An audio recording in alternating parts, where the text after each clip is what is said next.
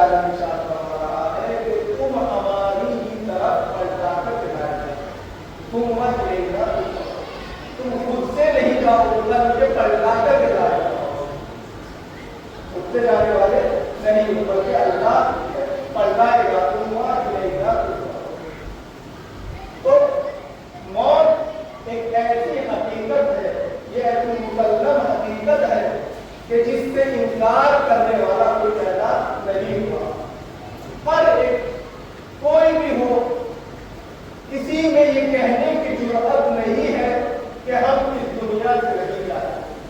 ہر ایک شخص، ہر انسان یہ کہتا ہوا نظر آتا ہے، کسی بھی قوم، کسی بھی ملت، کسی بھی مذہب سے تعلق رکھنے والا ہو، وہ یہ کہتے ہوا نظر آتا ہے کہ اگر ہم اس دنیا میں آئے ہیں تو ہمیں واپس پلٹ کر کے جانا ہے، ہمیں اس دنیا سے جانا ہے، ہم اس دنیا میں باقی نہیں رہیں گے۔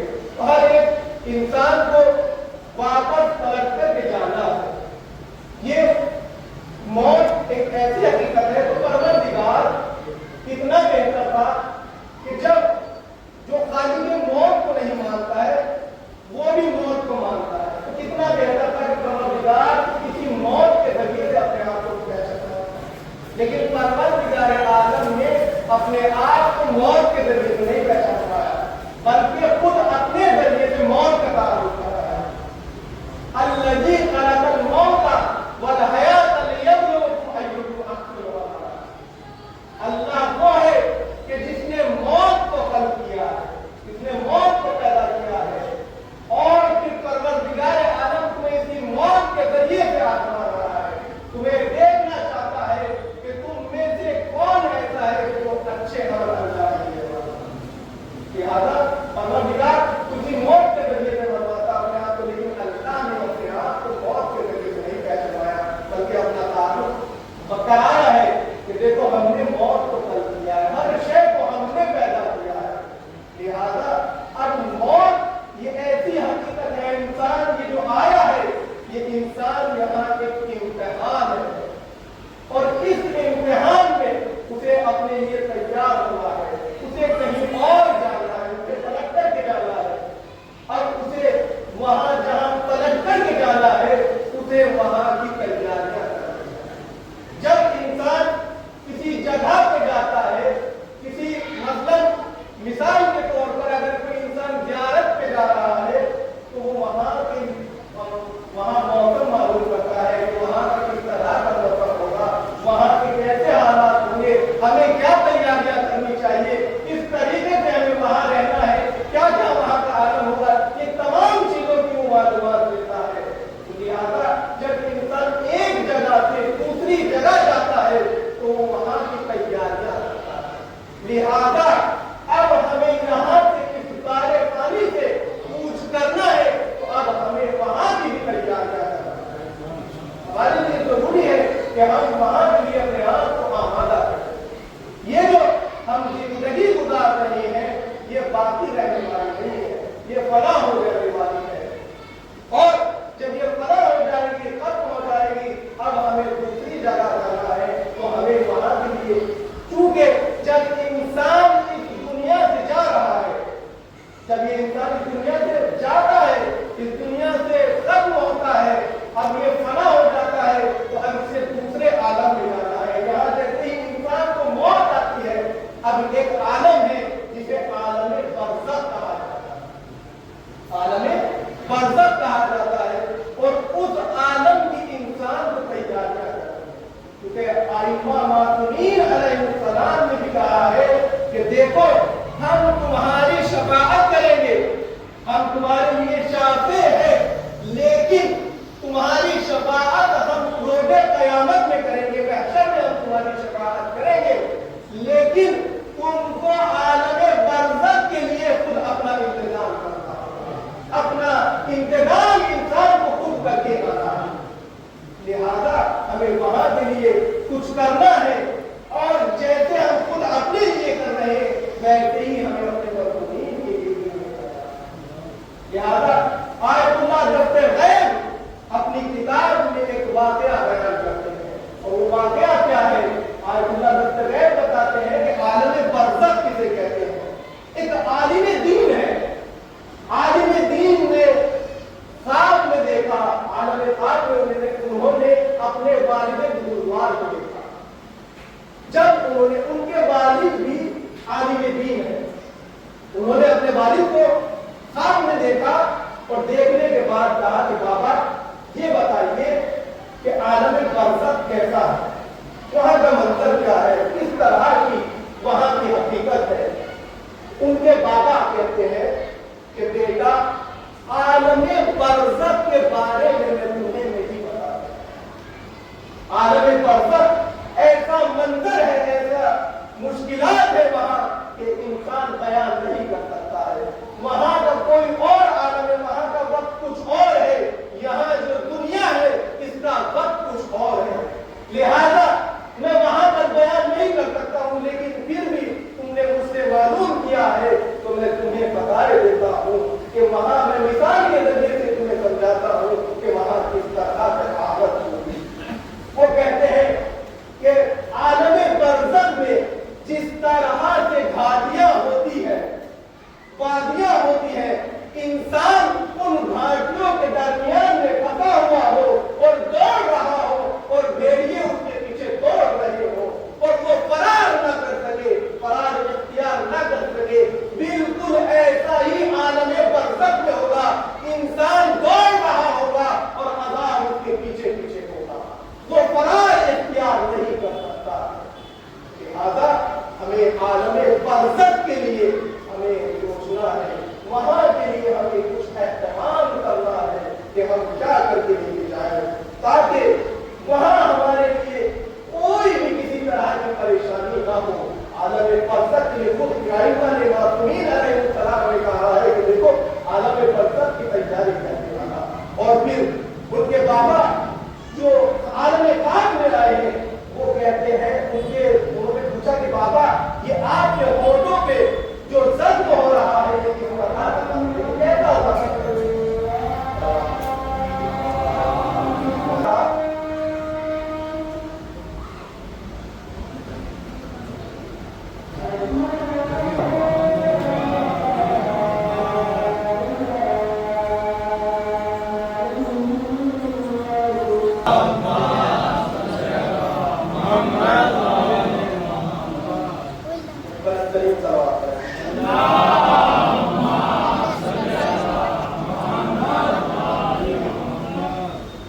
उन्होंने कहा कि बाबा ये आपके होठों पर जख्म कैसा है, किस तरह का आपके होठों पर जख्म? कहा कि बेटा ये जख्म मेरे होठों पर वो है कि जो मैं तुम्हारी वालिदा से जब गुफ्तगू करता था तो उनसे बुलंद आवाज में बात करता था, उनसे बुलंद तरीन आवाज में बात करता था। उस आवाज को वो तुम्हारी वालिदा वो पसंद नहीं करती, जिसके सबब से ये मेरे होठों पर जख्म है।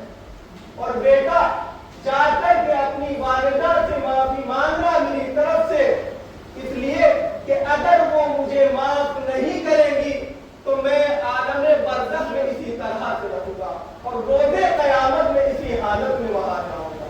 क़यामत में इसलिए कि वहां कोई किसी तरह की मेडिसिन वगैरह नहीं है कि जिससे शिफा हो जाए। लिहाजा अगर तुम्हारी वालिदा मुझे माफ कर देती है तो मेरे होठों के साथ सही हो सकता। लिहाजा हमें वहां के लिए आमादा होना है, अपने आप को ये तैयारियां हमें करनी चाहिए, अपने मरहूमीन के लिए हमें क्या करना चाहिए। क्योंकि वालिदा के इसाले सवाल की ये मजलिस है और माँ की अजमत क्या होती है, माँ क्या होती है, उसकी हकीकत क्या है।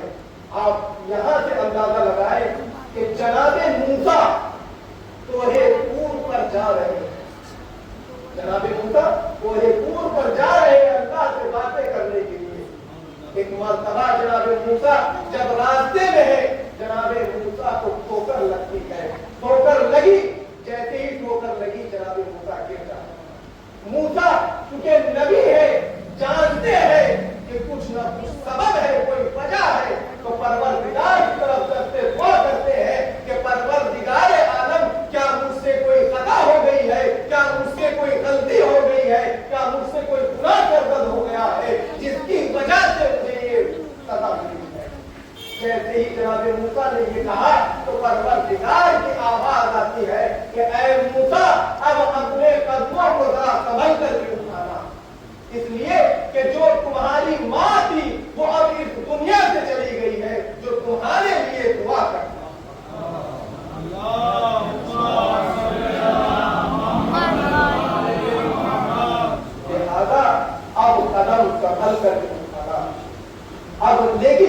اب ایسا نہیں ہے کہ اب یہ جو رابطہ ہے والدین ماں باپ کے ساتھ جو اگر اس دنیا سے چلے جاتے ہیں تو کیا وہ رابطہ ختم ہو جاتا ہے؟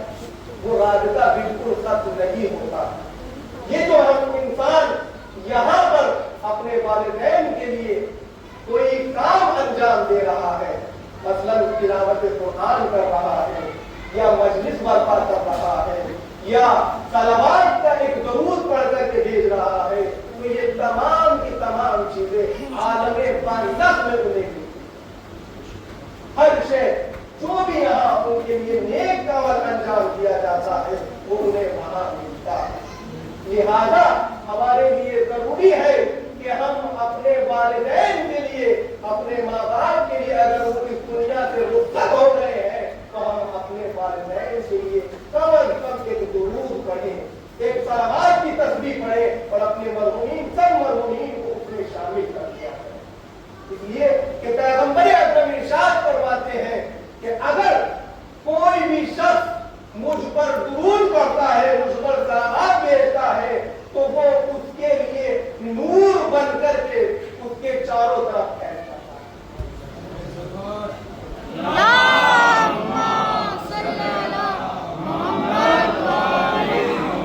لہذا ہمیں اپنے والدین کے لیے، اپنے مرحومین کے لیے درود بھی پڑھنا چاہیے، تلاوت قرآن بھی انجام دینا چاہیے اور مجلسیں اور یہ ماتم، یہ فرشے عطا بچھاتے رہنا چاہیے۔ ایسا نہیں ہے کہ ان سے ہمارا رابطہ، بلکہ جب ہم اپنے مرحومین کے لیے کوئی عمل انجام دیتے ہیں تو وہ پلٹ کر کے جیسے ہم نے ان کے لیے کیا ہے ویسے ہی اگر ہم والدہ کو درود کی تسبیح پڑھ کر دے رہے ہیں، پلٹ کر کے ان کی دعا بن کر ہمارے لیے آتا ہے۔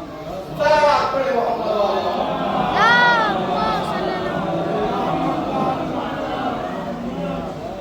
یہ تسبیح ہمارے لیے ان کی دعا بن جاتا ہے۔ لہذا اپنے مرحومین کو ہمیں فراموش نہیں کرنا ہے اور ہمیں ہر لمحہ آیت اللہ جواد عرب یہ ابراہیم محلاتی کے بارے میں ارشاد فرماتے ہیں۔ یہ نجف کے بڑے عظیم شخص ہیں جواد عرب۔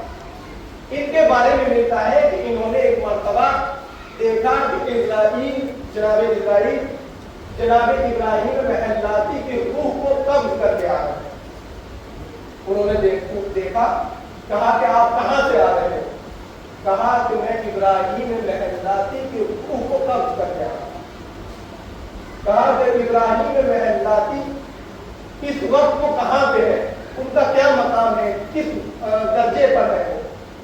کہا کہ اللہ نے ابراہیم محلاتی کے لیے 1000 ملائکہ معین کیے ہیں، 1000 ملائکہ مقرر کیے ہیں۔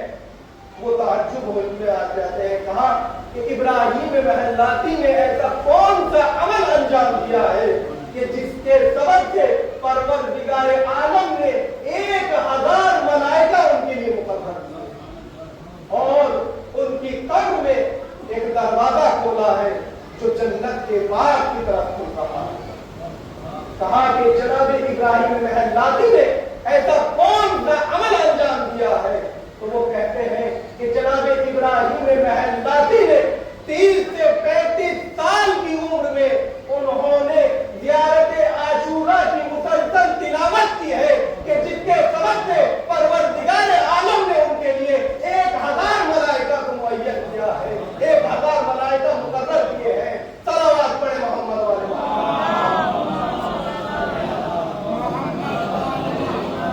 زیارت عاشورہ کی عظمت اور ان کی فضیلت کو جانے کہ 1000 ملائکہ ان کے لیے مقرر کیے گئے ہیں اور جنت میں باغ کا دروازہ کھولا جاتا ہے۔ یہ ہے ابراہیم محلاتی۔ اور اگر یہ بیمار ہو جاتے ہیں یا کوئی کسی سبب کی وجہ سے یہ زیارت عاشورہ کی تلاوت نہیں کر پاتے ہیں تو کسی کو اپنا نائب مقرر کرتے ہیں، کسی کو اپنا جانشین مقرر کرتے ہیں تاکہ وہ زیارت عاشورہ کی تلاوت کرے اور وہ زیارت عاشورہ کو سنے۔ सलावत पढ़े मोहम्मद वाले।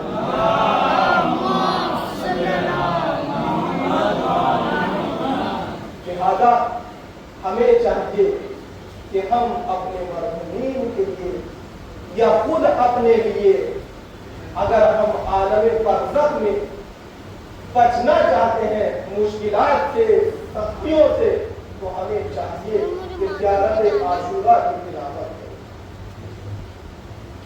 हर लम्हा हमें इन चीज़ों के बारे में सोचना है, वहाँ की सख्तियों को हमें देखना है और वहाँ भी ये खुद शहजादी ज़ैनब फातिमा रहमतुल्लाह अलैहा इरशाद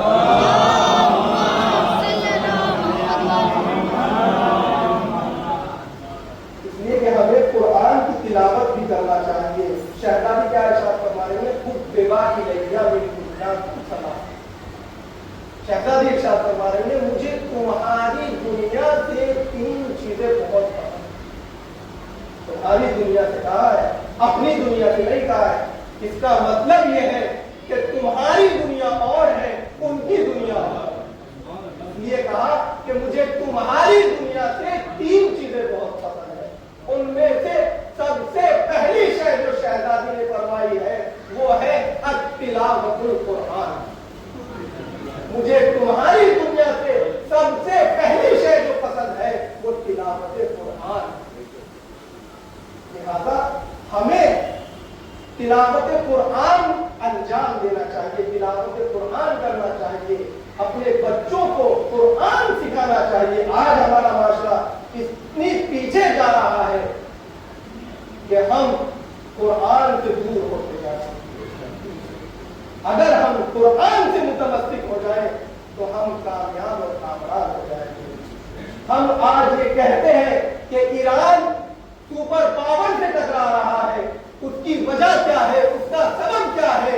ईरान ने अपने आप को तैयार किया है, उसने अपने आप को ईरान में जाकर देके वहां के मस्जिदों में किस तरह से तिलावत कुरान की जा रही है, किस तरह से नमाज में अव्वल तक में जाकर के बैठते हैं, नमाजियों की मस्जिदें चलक रही है, ये वहां एहतमाम किया जा रहा है। किस तरह से वहां कारी बन रहे हैं, हाफिज़े कुरान बन रहे हैं। उसका सबब यही है कि उन्होंने कुरान से भी मुतमस्सिक है और अहले बैत अलैहिस्सलाम से सलावत पढ़े मोहम्मद वाले।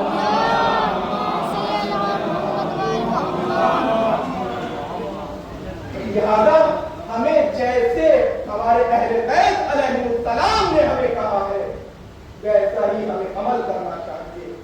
क्या कहा कि तुम्हारी दुनिया से मुझे तिलावत कुरान और फिर वल इंफाक फी सबिलिल्लाह, और अपने इंफाक करना, अल्लाह की राह में खर्च करना, ये मुझे बहुत ज्यादा पसंद है। और अपने बच्चों को कुरान सिखाएं, खुद भी कुरान पढ़ें। अगर हमें वक्त नहीं मिलता, आज चूंकि इतनी बिजी जिंदगी है, इतना ज्यादा लाइफ इंसान की बिजी है, अगर इंसान जरा सा भी वक्त चलते हुए भी कुरान की तिलावत कर सकता है, कम अज कम 100 आयत इंसान चलते हुए भी तिलावत कर सकता है, छोटे छोटे सूरे इंसान तिलावत कर सकता है।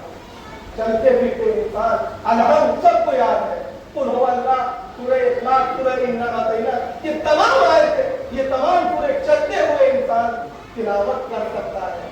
और जब ये तिलावत करेगा तो अपने मरहूमीन को भी उसमें शामिल करे, तो तुम्हें भी सवाब मिलेगा और तुम्हारे मरहूमीन को भी उसका सवाब होगा।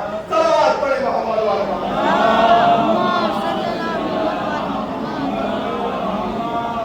इसलिए कि जब इंसान एक मर्तबा सूरह अल-हम्द पढ़ता है, एक मर्तबा सूरह अल-हम्द की तिलावत, हम तो ये कहते हैं सूरह फातिहा की तिलावत जो होती है ये पूरे मुकम्मल कुरान की तिलावत है। सूरह अल-हम्द की अगर तिलावत करता है तो ये मुकम्मल तिलावत कुरान की तिलावत है। और 3 मर्तबा अगर सूरह इखलास पढ़ लेता है तो ये भी पूरा कुरान खत्म करने के बराबर है। अगर हम 1 मर्तबा अल-हम्द पढ़ते हैं तो 1 मुकम्मल कुरान हो रहा है, 3 मर्तबा सूरह इखलास की तिलावत कर रहे हैं तो 2 कुरान की तिलावत हो रही है। लिहाजा हमारे लिए चाहिए, हमें चाहिए कि हर लम्हा नमाज पढ़ते हैं, नमाज के फौरन बाद आप ईरान में जाए, वहां का माहौल देखिए कि ईरान में मस्जिदों में जैसे ही नमाज होती है वहां नमाजी बैठ जाते हैं और नमाज बैठने के बाद वहां एक सफे की तिलावत पूरी मस्जिद में की जाती है। सब बैठ जाते हैं, उसकी तिलावत को सब सुन रहे हैं, तो सब उस तिलावत को सुन रहे हैं। तो जो सुन रहा है उसको भी सवाब हो रहा है, जो पढ़ रहा है उसे भी सवाब हो रहा है। तो लिहाजा हमें भी चाहिए कि हम अपनी मस्जिदों में, अपने इमाम बारगाहों में ऐसा ही माहौल को मुहैया करें, ऐसा माहौल बनाएं ताकि हम भी फौरन जैसे ही नमाज होती है उसके बाद बैठ जाए, बैठने के बाद कुरान की तिलावत अंजाम दे, ताकि जिस तरह ईरान सुपर पावर से टकरा रहा है हम भी इसी तरह से हो जाए। सलावत पढ़े मोहम्मद और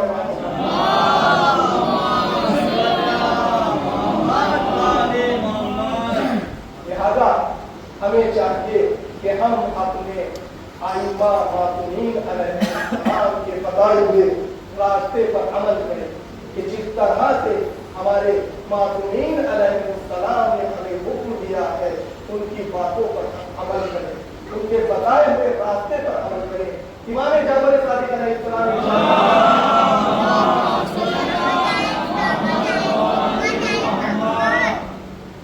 बुनियल इस्लामु अला खम्सी, इस्लाम की बुनियाद 5 चीजों पर है। इस्लाम की बुनियाद 5 चीजों पर है। उनमें से सबसे पहली शय जो बयान की है इमाम ने वो कहा अस्सलात। सबसे पहली शय सलात है यानी नमाज है, और दूसरी शय अज़्ज़कात, ज़कात है, और तीसरी शय हज, और चौथी शय अस्सौम, वल खामिस और 5वीं शय जो है अल विलाया। 5 चीजें इस्लाम की बुनियाद है, असास है, जड़ है। उनमें सबसे पहले शय जो बयान की है वो नमाज है, दूसरी शय रोजा है, तीसरी ज़कात है, चौथी हज है, और 5वीं विलायत अहले बैत अलैहिस्सलाम है।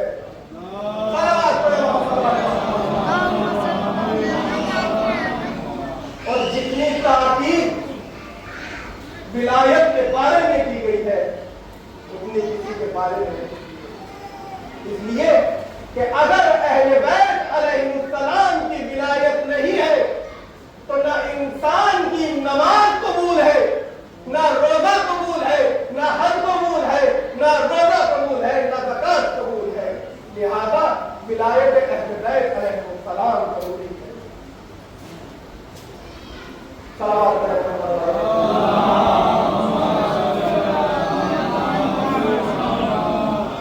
हमें चाहिए कि हम अहले बैत अलैहिस्सलाम से मुतवस्सिल करें, और जब इंसान ये इस दुनिया से जाता है तो उसके लिए बड़ी मुश्किल होती है, आलम बरज़ख का सामना करना है, डरा हुआ होता है, खौफ ज़दा होता है, इसलिए कि उसे अब दूसरी जगह रखा। जैसे ही उसे कब्र में निकाला जाता है वो खौफ ज़दा है, डरा हुआ है। इमाम जाफर सादिक अलैहिस्सलाम फरमाते हैं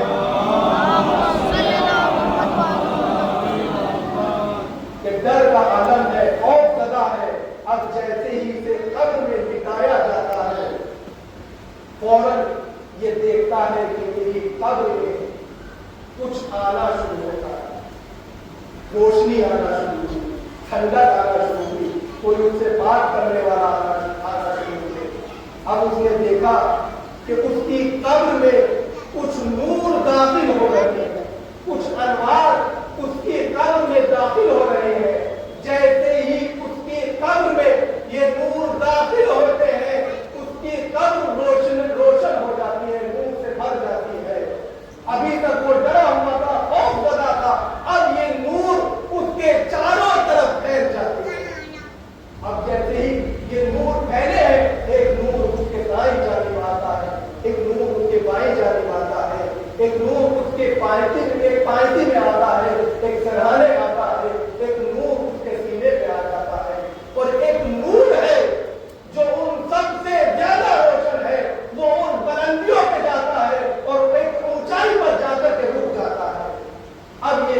शख्स ताज्जुब में है, हैरान है कि ये क्या है।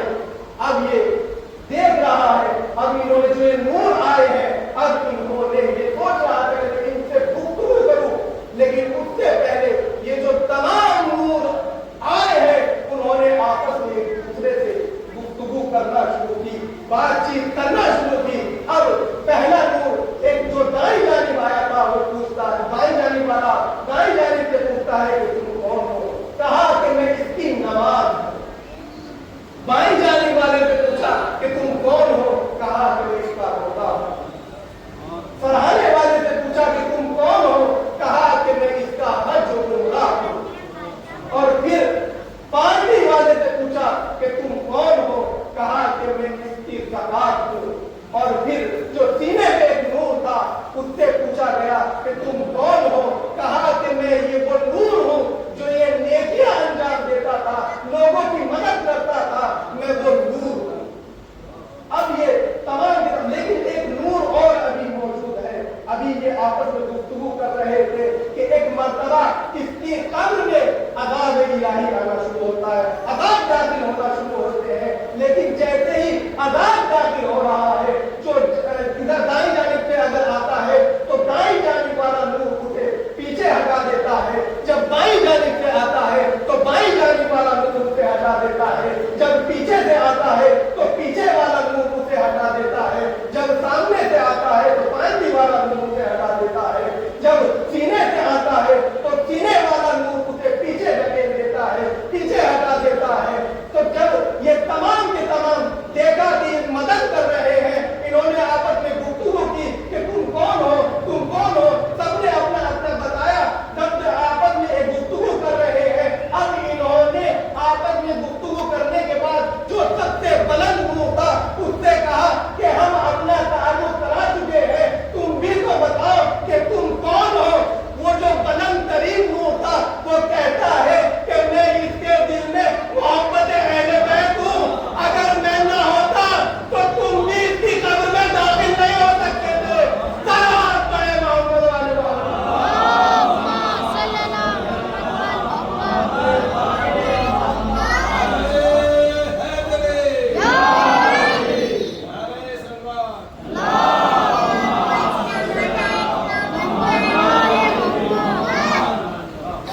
मैं वो हूँ कि जो अगर मैं ना होता तो तुम भी इसकी कब्र में दाखिल नहीं होते। लिहाजा अहले बैत अलैहिस्सलाम की मोहब्बत, उनकी विलायत हमारे दिलों में होना चाहिए। उनकी विलायत के बगैर हमारा कोई भी अमल काबिल कबूल। और हमें अहले बैत अलैहिस्सलाम के साथ ऐसे ही मुतवस्सिल होना है जैसे पैगंबर अकरम ने हर मौके पर अपने अहले बैत पैगंबर लेकिन बाद वफात रसूल अहले बैत अलैहिस्सलाम के ऊपर इस तरह से जुल्म उठाए गए हैं कि अहले बैत अलैहिस्सलाम को इस तरह के मुसीबतों का सामना करना पड़ा कि इमाम हुसैन अलैहिस्सलाम को मदीना छोड़ना बाद वफात रसूल। इमाम मदीना छोड़ के मक्के में करबला में आए। आने के बाद इमाम हुसैन अलैहिस्सलाम ने अपने एक असहाब की कुर्बानी, अपने तमाम असहाब और अंसार की कुर्बानियां पेश की, अपने अकरबा की कुर्बानियां पेश की। और फिर इमाम हुसैन अलैहिस्सलाम खुद जंग के लिए आमादा हुए हैं। और जालिमों ने इस तरह से जुल्म किया कि इमाम हुसैन अलैहिस्सलाम को शहीद कर दिया। इमाम अब इस दुनिया से रुखसत हो रहे हैं और लाशों को पामाल किया जा रहा। आज़ादारों, अब बीमार इमाम सैयद सरकार जो